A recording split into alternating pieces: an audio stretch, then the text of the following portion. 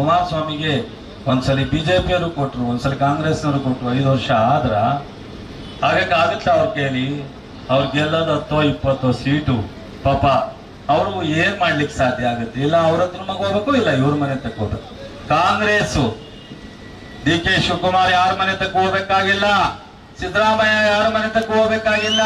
ನಿಮ್ಮ ಮನೆ ತಕ್ಕ ಮಾತ್ರ ಬರೋದು, ನಿಮ್ಮ ಮನೆ ತಕ್ಕ ಮಾತ್ರ ಬರೋದು ಅನ್ನೋದನ್ನ ನೀವು ಅರ್ಥ ಮಾಡ್ಕೊಳ್ಳಿ. ನಾವ್ಯಾರು ಇನ್ನೊಬ್ಬರ ಮನೆ ತಕ್ಕ ಹೋಗಿ ಅಧಿಕಾರ ಕೇಳುವಂತ ಪರಿಸ್ಥಿತಿ ನಮಗ್ ಬರಲ್ಲ.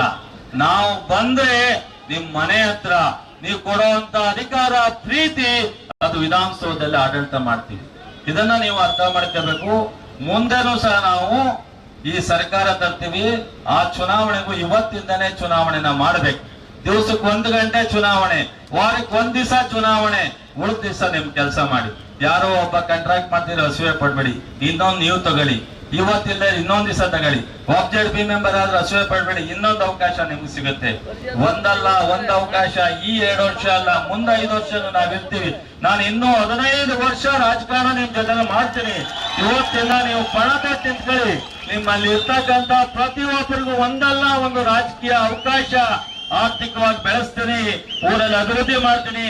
ಈ ಜಿಲ್ಲೆನಲ್ಲಿ ಇವತ್ತು ಇಡೀ ಜಿಲ್ಲೆ ಮೈಸೂರು, ಬೆಂಗಳೂರು ತರ ಈ ಜಿಲ್ಲೆಯ ಸಂಪೂರ್ಣ ಅಭಿವೃದ್ಧಿಗೆ ಸಂಕಲ್ಪ ಮಾಡಿ ತೊಡ್ತಿದ್ದೀನಿ. ಪ್ರತಿ ಒಬ್ಬ ಸಮಸ್ಯೆನೂ